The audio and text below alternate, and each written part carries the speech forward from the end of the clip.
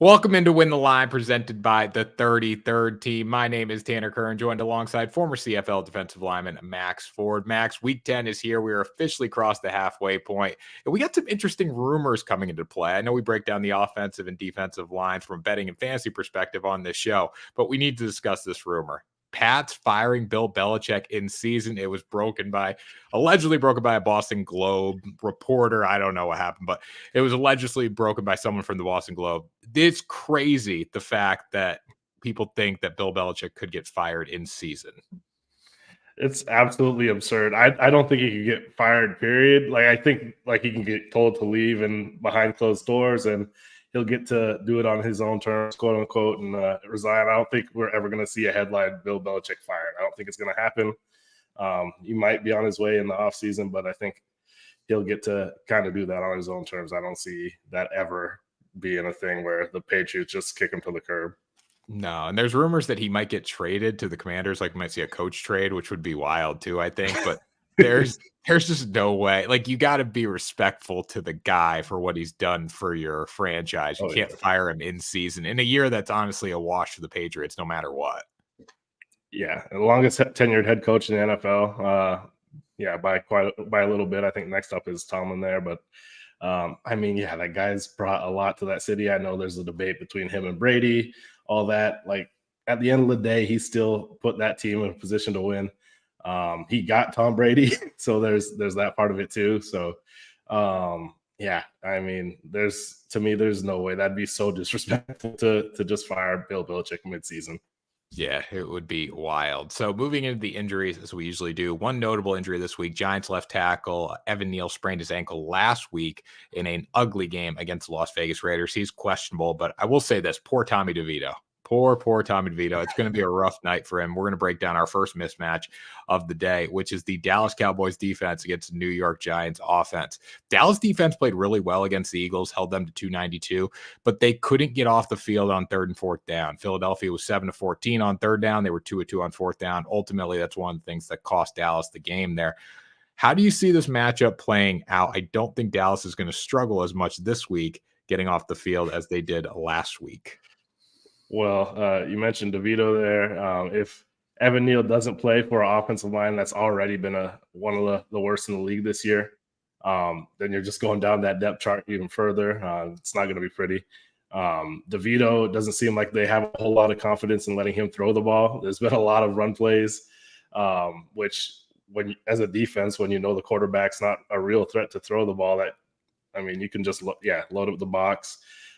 Get after the offensive line, send those run blitzes, and not have any real fear that he's going to hit you over the top. So unless they're willing to open up the playbook for DeVito this week, it's just going to get ugly. That Cowboys defense is fast. They play with a lot of effort. And right now that Giants offense has been sputtering quite a bit, I guess, for a better part of the season. Looked a little bit better there with Tyrod for a little bit. And then, DeVito is, I don't know. They got to let him throw the ball.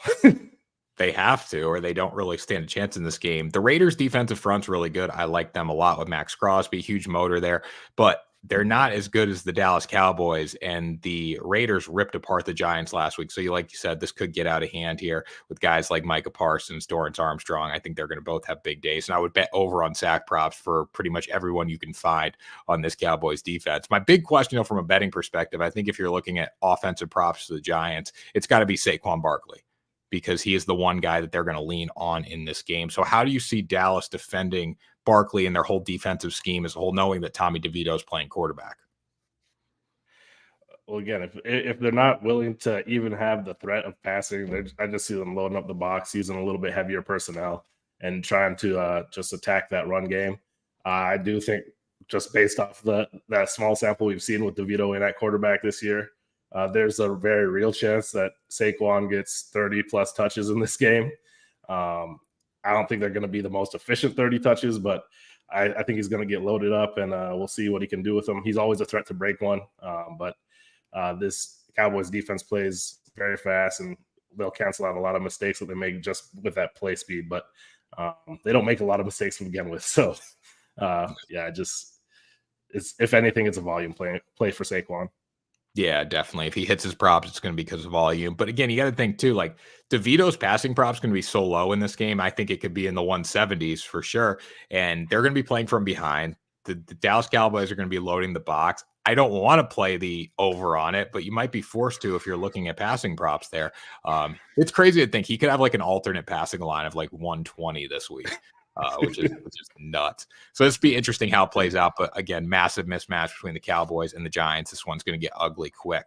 Another game that I don't know if it's necessarily going to get as ugly, but it is a big mismatch here. The New York Jets defense versus the Las Vegas Raiders offense. If you look at the score from prime time on Monday night with the Jets and the Chargers, it doesn't tell the full story of how the defense played. They were actually really good in this game. Held Justin Herbert, one of the best quarterbacks in the league, to 136. And LA also had only 84 yards on the ground.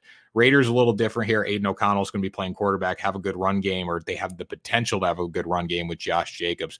What do you see the New York Jets doing in this game against the Raiders, knowing that O'Connell can throw the ball a little more than a guy like Tommy DeVito, but still limited?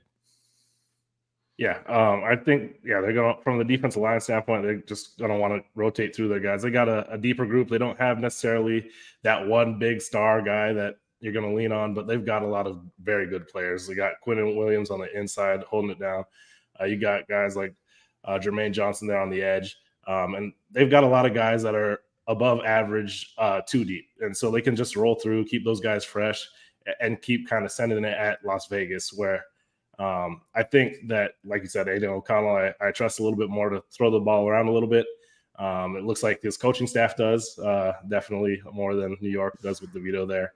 And that'll keep them a little bit more honest there. But I do think that they'll try to lean on Josh Jacobs a little bit like they did last week to open things up for O'Connell, because he is a rookie quarterback, I think 5th round there. And you don't want to like put him forward as your first. You don't want to feed him to the wolves is what I'm trying to say, I guess. You want to let Josh Jacobs set him up. And I think Josh Jacobs is a great guy to do that. And the staff they got in place there now, the interim staff, is seemingly willing to do that. So, yeah, teams coming off the firing of their head coach are 7-4 now against the spread, I believe, and straight up since 2019. I think it's going to be a little different this week for the Raiders. I do think they're going to struggle, and I would probably lean under on Aiden O'Connell props. I'd probably lean under on Josh Jacobs props, just because when I look at what the New York Jets are going to do in this game, they're not great against the run. They're giving up 137 rushing yards per game, but they load the box. They're so talented in the secondary that these guys can play man coverage one-on-one and get pressure on the quarterback with that front seven loaded up. So I do think the front seven is going to have a big day for the Jets. I really don't see the Raiders doing much offensively in this game. Now, the Jets offense could set them up in good positions with turnovers and all that. And then there's nothing the defense can do, like we kind of saw on Monday night. But I'd probably would lean towards the Jets winning this battle in the trenches. Yeah. And I think, you mentioned the spread there for teams off of firing of their head coach.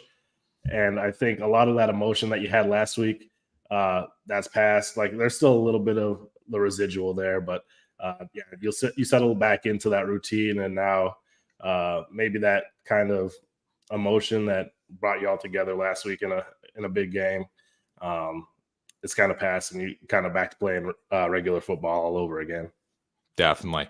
So moving into our DFS plays from a budget perspective here, under $3,000. Now, the slate is very limited, and Maxx can attest to this this week. And one of our matchups is going to show that the slate's limited for under 3,000. But the first one we're going with is the Arizona Cardinals defense against the Atlanta Falcons offense. I like this Falcons offense a lot more with Taylor Heineke under center. I really do. Yep. But they're still only scoring 18 points per game. So as bad as Arizona has been defensively, offensively, as a team, from any perspective, Arizona's not a good football team, but this is a good matchup from a DFS perspective for a fair price. What's your thoughts on this one? Yeah, like we said, limited slate here, but I do think that the Arizona defense, every time I turn them on, you see that they're playing with effort. They might not have the same talent level as some of the other teams, and so they'll still get beat. But I think effort can erase a lot of mistakes, like I kind of mentioned earlier, and so that gives them a chance. The other thing that I think we just talked about, offense putting teams in better position. And I think with Kyler Murray coming back, there's a chance that they're playing with better field position, and that will help them from a DFS perspective, not being always in the plus side of territory, trying to find their own goal line. Hopefully Kyler moves the ball a little bit and pins back that other offense there. So I do think that Arizona's got some outs here. Like I said, a little bit of limited slate. It's not the type of talent I usually would like to play under 3,000, but also this offense that they're going against. Out of the teams that are on offense there for the DFS defenses under $3,000, that's probably one of the more appetizing ones there. So. Yeah, definitely. And look for linebacker because you're white to have a big game for the Cardinals there, 45 solos and 2 sacks this season. For the next mismatch and value play in DFS, this one's a little risky. Definitely gets your stomach gargling a little bit. But the LA Chargers defense against the Detroit Lions offense, the lines are priced at $2,600. The Lions coming off a bye week too, right? I think. Yeah, so Lions coming off a bye week too, so this makes it even scarier here. The Chargers defense has a lot of talent up front. Joey Bosa, Nick Williams, guys that can get pressure on Jared Goff, but they do have the worst passing defense in the NFL. So, Max, why do you like this play? I don't love it. I want to start with that. I probably will see some Detroit offensive players in some of those DFS lineups this weekend. Obviously not with the Chargers defense here, but it's just that slate was limited. And I think, like you said, that front does have some guys there. They got Joey Bosa, they got Khalil Mack, and they've been stepping that pass rush up a lot last few weeks. Like you mentioned, the worst passing defense in the NFL is still very scary to play when you're playing DFS against a team that's been able to pass the ball very well. Detroit's offense has been very good this year. But if there's an out, I think it's just the pressure that they can try to generate there on Jared Goff. Detroit has a very good offensive line too, so it could be a stalemate. But I do think up front, the Chargers have the horses to be able to try to get to him. I could see that going either way. If it falls for the Chargers, that might help them out. And I think that's your out there. But it's not something that I absolutely love. Yeah, Jared Goff coming off a bye week, but he also, when he's under pressure, he's not the most efficient quarterback in the world. So that's probably the one way to beat them. Now, last question for you here, Max. Knowing how many weapons that the Lions have, I mean, you have guys like Amon-Ra St. Brown in the passing game, you have Jahmyr Gibbs, you have a lot of talent, Sam Laporta and tight end. Like, what's the biggest key for the Chargers on defense to win this football game? Who's the guy that they need to stop? I think as far as the passing game goes, it's got to be Amon-Ra. Like, he's the engine of that passing game. I know Laporta becomes a big guy in the red zone, so maybe when you get down closer to the goal line, you kind of want to check on him a little bit more.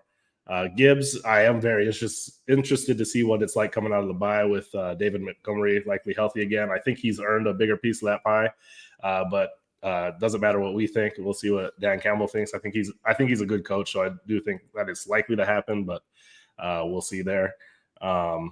But if that goes a little bit more balanced, I don't think you have to key on him as much. Obviously, when he's in there, he's a threat in the passing game, absolutely. But I think the engine of that passing game is definitely Amon-Ra.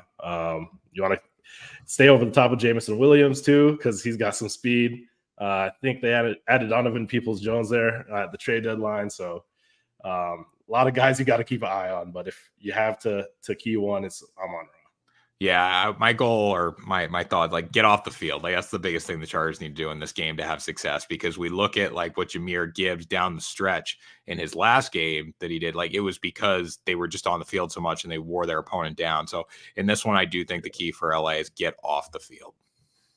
Oh yeah, win that time of possession game, get off the field, have your offense get those third down conversions. Yeah, definitely. It all starts with the guys up front like Bosa and Mack and Williams and all those guys. So that was another episode of Win the Line. The DFS picks were a little slim this week, but we're still bringing it here to you every week on the show for Win the Line here on the 33rd team. Tanner Kern joined alongside Maxx Forde. We will see you next Wednesday for another episode.